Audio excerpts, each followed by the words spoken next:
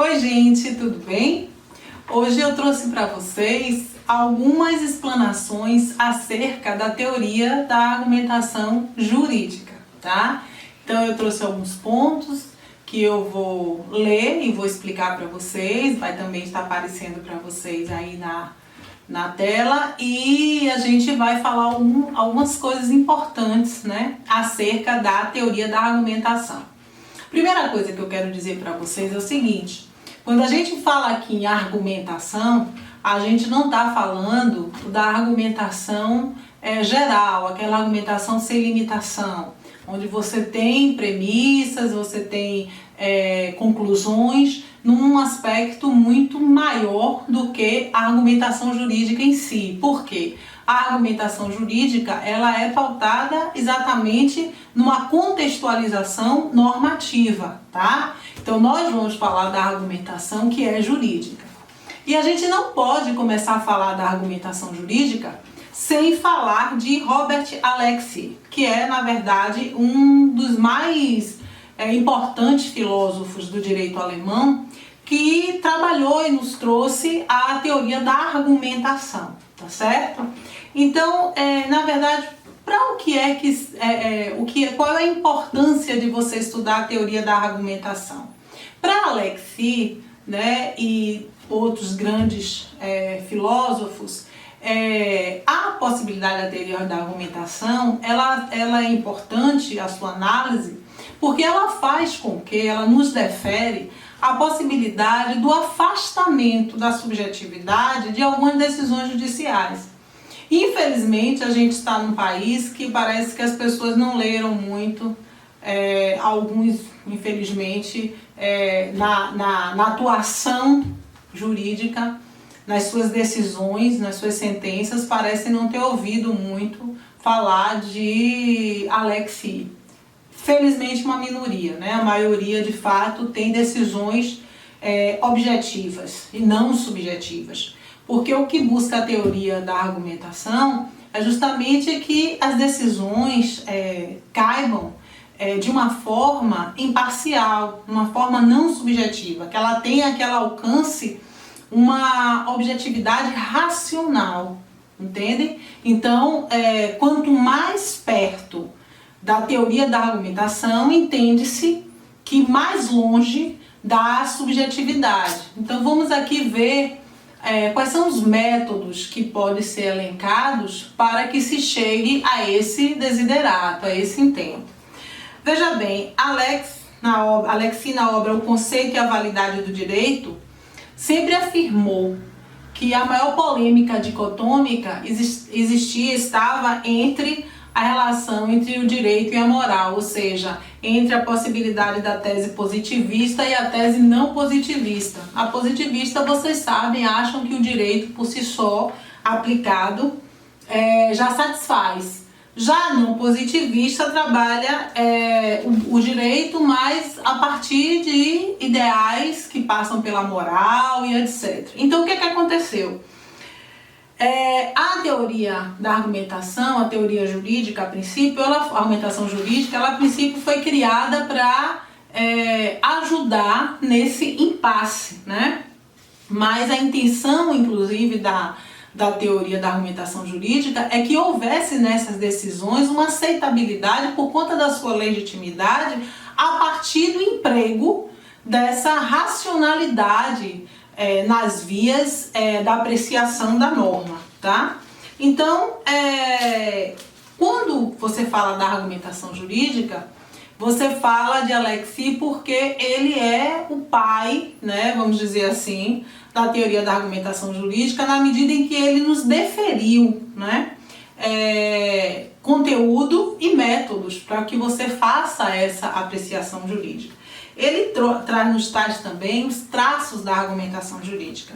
Que traços são esses? Ele atribui traços que são internos e traços externos. Vamos ver todos eles agora.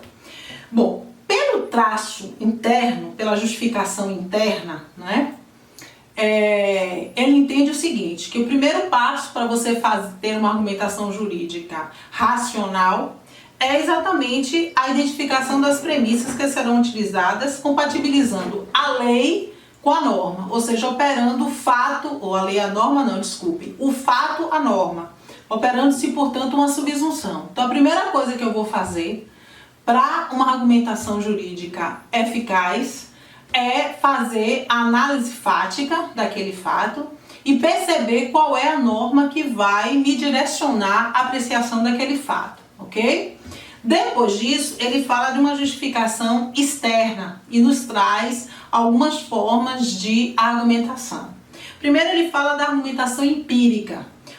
A argumentação empírica é aquela que vem justamente da observação. Não há que se argumentar sem você observar. Inclusive, alguns autores falam que a argumentação empírica ela começa num contexto pré-jurídico, ou seja, anterior ao direito propriamente dito. Então, você vai observar, né, por exemplo, ciências sociais tem isso como objeto. Você vai observar a atitude comportamental de uma sociedade, de um grupo de pessoas.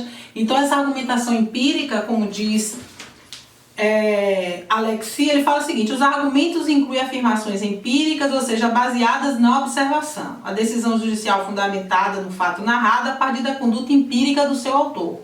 Tá? Então ele vai observar. Pela observação ele vai chegar a uma conclusão e uma argumentação nesse sentido. E a gente tem a argumentação dogmática, né, que é uma outra argumentação de justificação externa trabalhada. O dogma, a gente precisa começar falando o que é dogma. Dogma, a princípio, são verdades irrefutáveis, né? São verdades que você não tem como contrapor. Uma vez aceito um dogma, a gente o legitima como premissa de verdade inquestionável. Então, por exemplo, se eu digo o maior direito deferido ao ser humano é o direito à vida, e isso se torna um dogma, eu já não tenho por que questionar isso em outras situações que abordem a vida. Por exemplo, eu não vou mais abordar esse direito como direito maior do ser humano, nem quando eu for falar da ação de alimentos, onde se tem que deferir o provedor ao provido alimentos necessários à sua subsistência, à mantença da sua vida, e também não vou mais questionar esse dogma quando eu falar, por exemplo, num crime de homicídio. Então, o direito à vida é um direito muito importante, isso é um dogma, é o direito mais importante de todos, isso é um dogma, não é? Então, presta atenção. Para Alexis, o dogma, ele nos traz, a argumentação dogmática, ela nos traz alguns pontos, né, que na verdade são funções, tá? Então, a argumentação pautada na dogmática jurídica, ela tem como primeiro ponto a estabilização, né? Tá? Uma das funções. A estabilização, uma vez confirmada, servirá para outros casos semelhantes, garantindo assim o princípio da universalização. Foi o exemplo que eu acabei de dar. Então, por que estabilização? É um argumento que não se questiona, então dá uma certa estabilidade, e você vai poder aplicar esse argumento em várias circunstâncias que devem ser juridicamente apreciadas. A segunda é o desenvolvimento. Uma vez que você tem um dogma confirmado, você parte dele para evoluir essa concepção. Então, disse que uma vez confirmada, permite discussões acerca do seu conteúdo. A institucionalização da dogmática permite o seu aprofundamento. Então, você já tem aprofundamento. Então, você tem aquele dogma e você vai poder se aprofundar na medida que você já tem uma linha para correr, né? Uma estrada que você inicia já do que não é questionável. A redução do encargo. Aceita a proposição como dogma, ela não precisa ser justificada de forma reiterada. Ou seja, a princípio, se é um dogma, você coloca o dogma e você já não tem que justificar. Então, ela diminui, reduz o encargo, né? O trabalho de que você tenha que justificar aquela argumentação que ainda não está tida como incontroversa. É técnica, né? A criação de conceitos pode ajudar na aplicação de lei, essa aí é óbvia, né? A aplicação da lei, se você tem conceitos que já são incontroversos, ajuda muito. No controle, a aplicação da dogmática permite que os casos sejam resolvidos com coerência, universalidade, colaborando com a aplicação da justiça, né? São casos que trabalham com a vida. se você tem um dogma, você já vai aplicar todos aqueles casos uma coerência e universalidade com relação a isso. E por fim, a heurística, né, que é uma das funções da argumentação dogmática. Heurística dogmática é um ponto de partida de investigação, aumentando o conhecimento jurídico. Você parte dela para fazer o conhecimento jurídico. Heurístico vem de investigar, né? De investigar, de especular. Então você vai, a partir da dogmática, fazer uma investigação do contexto jurídico analisado. Bom, além da argumentação dogmática, a gente tem a da argumentação dogmática, que a gente já falou, né? Foi essa que a gente falou agora, e dos traços da teoria jurídica, da argumentação empírica, desculpem. A gente falou da argumentação empírica, falamos da argumentação dogmática, e agora a gente vai falar, dentro da justificação eterna, do que Alex chamou de precedentes. Assim como a dogmática jurídica exerce também a função da estabilização do direito. Agora veja bem, os precedentes é uma possibilidade de você ver algumas situações que já aconteceram, precederam aquela argumentação que você faz naquela hora. Somente há uma observação feita pelos estudiosos jurídicos que falam o seguinte, pelos juristas, né? Que há de ser uma semelhança que de fato se promova uma antecedência justificada. Então, assim, tem que ser um caso muito parecido, que guarde realmente um respaldo de antecedência que se justifique aquela argumentação. Então, você pode também usar aquele caso e fazer uma justificativa, né? Para que esse precedente, de fato, atue como uma justificação externa. Você tem a argumentação geral prática, que é a quarta possibilidade da justificação externa. É a base da argumentação jurídica, é usada para justificar a aplicação da lei ao caso. Para Alexis, existe a necessidade do discurso jurídico. Eis que a norma jurídica não determina por si só a tomada de decisões. E ele nos dá 4 motivos que fundamenta que o discurso jurídico ele tem que vir acompanhado da norma para que a gente consiga realmente chegar à aplicação da justiça como desiderato, como desejo final. Quais são essas justificativas que justificam o acompanhamento do discurso à norma? Primeiro, a incerteza intrínseca à linguagem jurídica. A gente percebe no dia a dia, no exercício do direito, que não é incomum alguns artigos nos levarem a discussão, né? Então, o que é que o legislador quis dizer? Por que é que ele colocou dessa forma? Será que se aplica a esse caso?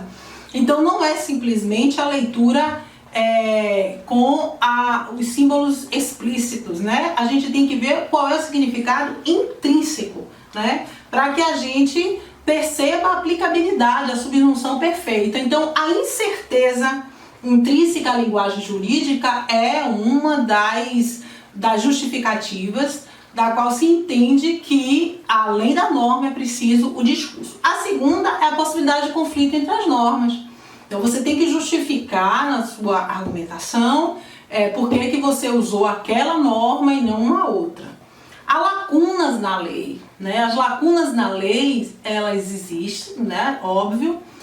Eu, inclusive, agora lembrei de um fato que foi vivenciado por mim e eu acho bem interessante juridicamente. Uma situação absolutamente lacunosa, a se comatar, e no momento de uma audiência foi o seguinte: nós estávamos defendendo uma divorcianda, né? E foi de um casal que eles eram casados e ela estava sendo submetida a uma procriação assistida, né, homóloga do sêmen do marido dela mesmo, e ela, nesse processo, onde os embriões já estavam para ser implantados nela, ela descobriu que ele estava tendo uma relação extraconjugal, e foi aí que nos procurou e a gente ajuizou a ação do divórcio. Bom, em mesa de audiência, ela questionou, né, doutora, como vai ficar os embriões? Ele não quer que eu implante mais em mim. E aí a juíza, né, que presidia a audiência, ela virou e falou: que embriões? E aí nós explicamos a situação, que eles estavam em processo de procriação assistida, existia aqueles embriões e precisava saber o que fazia com ele. Qual era a situação? ela queria implantar nela material humano, né, que tinha sido colocado para a feitura dos embriões. Então ela queria botar os embriões nela. E ele não autorizava mais. Inclusive na hora eu lembro que ela chegou a suscitar dizendo o seguinte: olha, eu nem vou pedir a você alimentos. E aí a juíza, nós advertimos a ela que alguns direitos são indisponíveis, né? Mesmo que ela abrisse mão, é provado que era o filho dele como de fato seria, ela não tinha como dizer indisponível. Então ela queria implantar, ele não queria mais que implantasse. E na hora, como a gente não viu uma luz jurídica para isso, para que o divórcio saísse, na verdade foi isso que aconteceu, os dois assumiram a responsabilidade de ficar pagando os custos dos embriões congelados. Mas é claro que isso não vai ser ad infinito, uma hora isso ia dar problema, e depois, inclusive, eu fiquei sabendo que um dos dois tinha deixado de pagar, mas enfim, foi uma situação que na hora a gente ficou com uma lacuna legal dessa situação de per si. Então perceba que às vezes a lacuna da lei faz com que haja uma argumentação para um discurso, né? Essa argumentação geral prática, para que a gente percebe que se só pela norma isso não teria definido. E excepcionalmente tomar decisões contra a lei em virtude de casos especiais, ou seja, o discurso ele também afasta, né? Ele acaba por rechaçar algumas possibilidades de aplicação contra a lei, nenhuma decisão, tá? Então veja bem, então a gente tem a argumentação geral prática e ainda tem a interpretação, são os cânones da interpretação, né? Que são o quê? A semântica, que leva em conta o significado, a gente até já falou sobre isso em algumas aulas passadas, leva em conta o significado dos termos, né? O argumento semântico pode ser usado para demonstrar que um termo ele é admissível ou não. A genética, a vontade do legislador no momento da criação do dispositivo legal.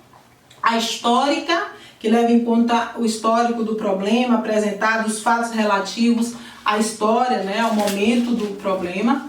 Comparativo, que faz referência a outros casos, estados de coisas comparáveis ao caso que está sendo analisado. Sistemático, os argumentos sistemáticos levam em consideração a posição da norma com relação a outras. E por fim, a interpretação teleológica, que expõe qual o sentido da aplicabilidade e inclusão daquela norma no ordenamento. A gente já trabalhou esses pontos, né, falando da interpretação jurídica, mas aqui eles também nos são apresentados na teoria da argumentação como os cânones da interpretação.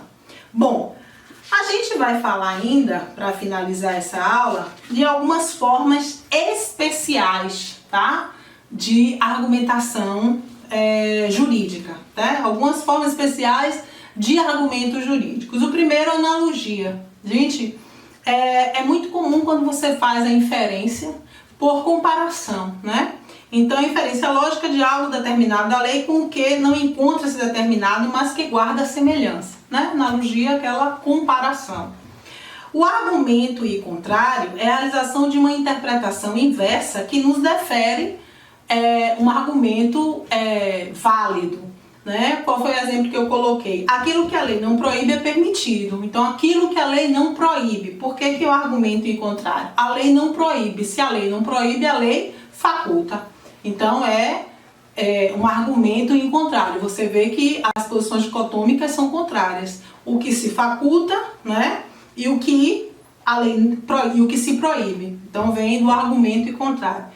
Eu trouxe também um outro argumento que eu acho bastante interessante, que é o a fortiori, né? Que é quando você tem um predicado maior, né? Que vai englobar um menor. Um adjetivo também pode ser. A presença de um predicado implica a aceitação do outro com maior razão, né? Então, assim, o segundo, como é de menor alcance, você não vai poder, de menor alcance e é englobado pelo primeiro, você não pode dizer que ele não é válido. Por exemplo, aquilo que a lei não... quem pode mais, pode o menos. Se a pessoa pode mais, ela vai poder o menos, né? Então, isso é um argumento a fortiori. Se fala o seguinte: todas as vezes que a gente tem uma razão maior que englobe a menor, você tem a menor deferida, não é verdade? Então, argumento a fortiori é exatamente isso. E por fim, o ad absurdum, que eu também acho bastante interessante. No argumento ad absurdum é o seguinte: o contrário a esse argumento é um absurdo tão grande que ele não tem como não ser um argumento válido. É a expressão jurídica do plano da não contradição. Você não pode imaginar contradizer ou contrapor aquilo que foi colocado, ou seja, é um argumento ad absurdum. Se você fizer isso, você vai estar diante de uma conclusão insustentável, tá bom? É uma conclusão que não pode ser suportada por suas premissas, fugindo da razoabilidade, tá? Amores, veja bem, aqui nós fizemos uma explanação sobre a teoria da argumentação, pautada principalmente em Alexis, e não tenham dúvidas que a teoria da argumentação é um grande instrumento, tá? Para que a gente fuja do que subjetivamente seria nas decisões e nas argumentações um perigo, tá? Perigo para